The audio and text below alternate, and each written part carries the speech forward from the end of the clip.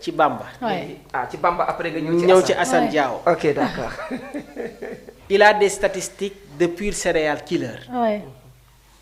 Avec 11 buts en 10 matchs. Ouais. Bamba Dieng mi ngi affiché un ratio d'efficacité digne des meilleurs buteurs européens du moment.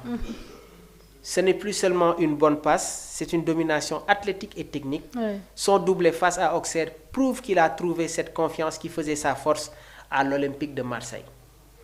Et Bamba Dieng, c'est un profil actuellement qui manque au Lyon. Si l'attaque du Sénégal est talentueuse, elle a parfois manqué de ce profil de faux follet capable de prendre la profondeur de manière incessante, finir les actions avec instinct sans trop réfléchir. Ouais, tamit, il a cette capacité de mettre une pression constante sur les défenses adverses par son pressing. Madame, dans le jeu en profondeur, Bamba Dieng dafa am loo xamante ne suñu yenn attaquants yi fii amuñu ko. xam nga Jackson ñun ñëpp xam nañ ne que c'est quelqu'un qui excelle dans les jeux de possession. Cette capacité à venir ñëw jël ci bal bi teg la loxo jouer entre les espaces faire de faux courses permettre à Sadio de jouer dans le jeu intérieur. Alors que un joueur comme Bamba Dieng il a cette capacité à prendre la profondeur de manière incessante. daf koy def dans la répétition. Et nekk na joueur boo xamante ne il est capable de se faire ce premier pressing là daw bloquer course yi pour que défense adverse bi di sànni bal yi. Et cette capacité à finir les actions avec instinct. Si Bamba était régulier du génn ci équipe bi. Il a fait un excellent passage avec l'Olympique de Marseille. Et à un moment donné, Bamba était une déception. Parce que vu les qualités, sa polyvalence, il peut jouer comme excentré. Sous l'ère Aliou Cissé, de par sa vitesse, Aliou joué loolu na ko fi ay match yoo xamante ne comme excentré. Donc quand tu as un joueur qui te met 11 buts en 10 matchs, tu n'as pas le choix da nga koy dem jëli. Léegi nag ce qu'il faut savoir mooy sa forme actuelle dafay cocher toutes les cases. Dans une équipe nationale où la concurrence est féroce, il faut le dire, avec des joueurs comme Jackson, Boulaye Dia, Habib Diallo, Chérif Ndiaye, Bamba mi ngi lancé un message très clair. Il ne toque plus à la porte, mais il est en train d'enfoncer la porte. Maanaam Bamba day dugg par fëgg na kenn wuyu ko jamono ji nag day daal di buntu bi dugg. On ne peut plus l'ignorer. Un attaquant qui marche sur l'eau, peu importe le championnat, s'il marque des buts, il faut le faire venir.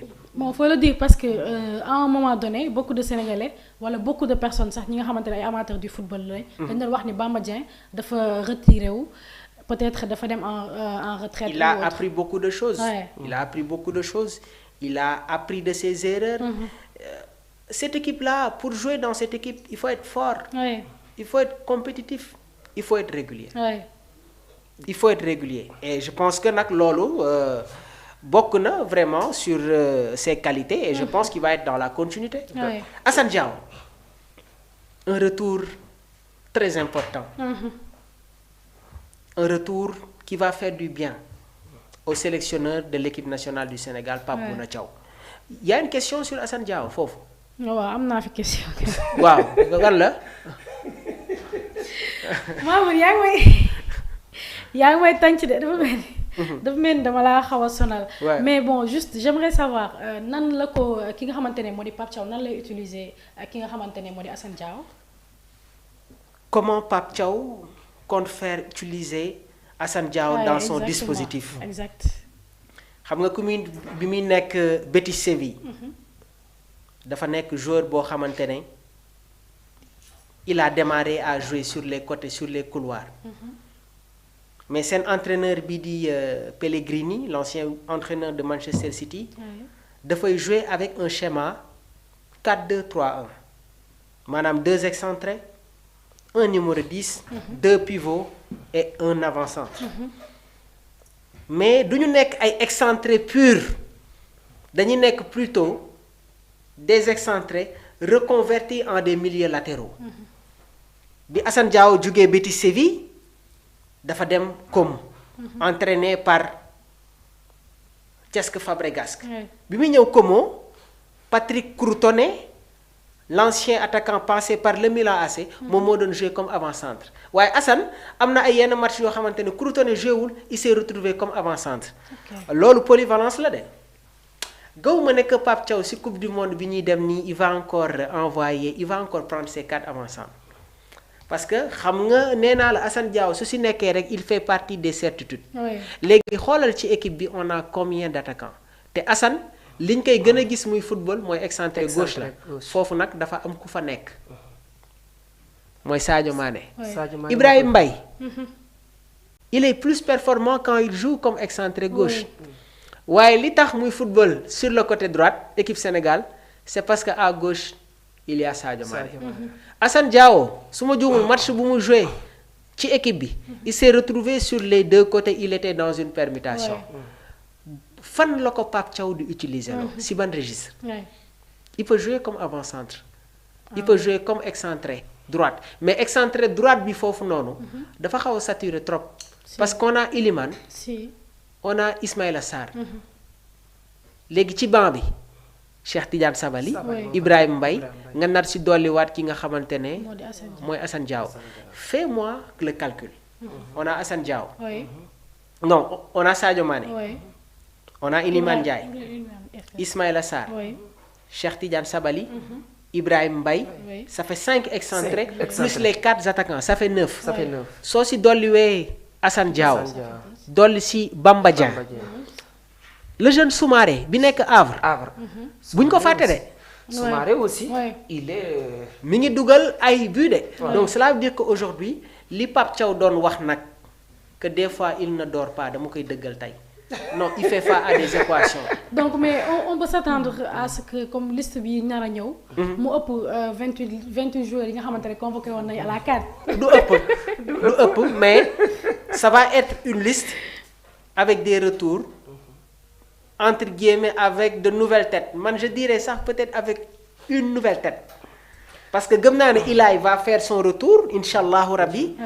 Bamba Dieng Assane Diao si ça continue comme ça ils feront partie de la prochaine liste léegi nag bu ñu fàtte ne que dafa am ay joueurs yoo xamante ne c'était des réservistes et bi ñu delluwaatee seen club ñi ngi def ay performances voilà ils sont réguliers de foofu laa bëgg a ñëw Mamour balaa nga c'est comme si vous êtes en train de yaa ngi lire ci sama bopp bi li nga xamante ne César moom la may waajal sànq cité nga presque 9 voire même 12 joueurs yi ñoo xamante ne ay avant-centre lañ te 4 avant-centre waaw 4 avant-centre plus les 5 yee mu nekk 9 excentré yi alors ci li nga xamante ne tey Pape Thiaw avait amené 10 bu ñu fàtte Ousseynou Niang Ousseynou nga dëgg xam nga Ousseynou Niang kii nekk Turquie non c'est-à-dire non Belgique la nekk Belgique Union Saint-Gilloise ok mi ngi football la Ligue des Champions Ousseynou Niang léegi oui Mamour Ousmane Sow Mamour gaa ngi koy bàyyi xel Mamour oui donc ce qui veut dire Pape Thiaw moom dina am li koy xaar waaye yow tamit dañoo bëgg sa analyse wul ma indi problème non analyse non parce que boo xoolee ki nga xamante ne mooy Cesc Fabregas nee na keroog bu Assane footballé ba pare parce que Assane bi ñu ko laajee nee na moom y avait quelque chose qui manquait voilà moom kontaan na te am na ko mais moom le fait que demul fee affaire bi laal na ko mais dafa mel ni moom sax bokk na ci ñu ko jël mais nee na moom Fabregas li ma manqué ay weer Assane ñëw na tey wanuma ko en 6 minutes benn deuxième bi encore wax nga li nga xamante ne mooy la performance de Bamba Dieng beneen bu si toog encore waaye léegi Mamour question bi ma lay laaj yow léegi yow man damaa xamul nan nga ko ma koy joxe ba ma am ci satisfaction Mamour est-ce que réellement kii di mel ni Habib kii di mel ni kii nekk Boulaye Dia est-ce que tey mën nga xaarandiku seen retour pour dem coupe du monde vu la situation de ces deux gosses que vous venez de nous parler tout à l'heure entre Bamba Dieng et Assane Diao question boobu rek laa la bëgg a laaj xam nga vous posez des questions complexes ah bon oui vous posez des questions pièges non vis-à-vis ñoom ku nekk lu muy def ci club am parce que quand Xumi Xayri ma dit que ci ban rôle moom la Assane Diao war a la Pape Thiaw war a utiliser loo Assane Diao il veut m'amener des problèmes yow soo ñëwee ne ma Habib Diallo Chérif Ndiaye Boulaye Dia noo leen di def mais César Nicolas bi CAN bi jeexee temps de jeu bi mu amoon ak Bayern amu ko jamono ji nii.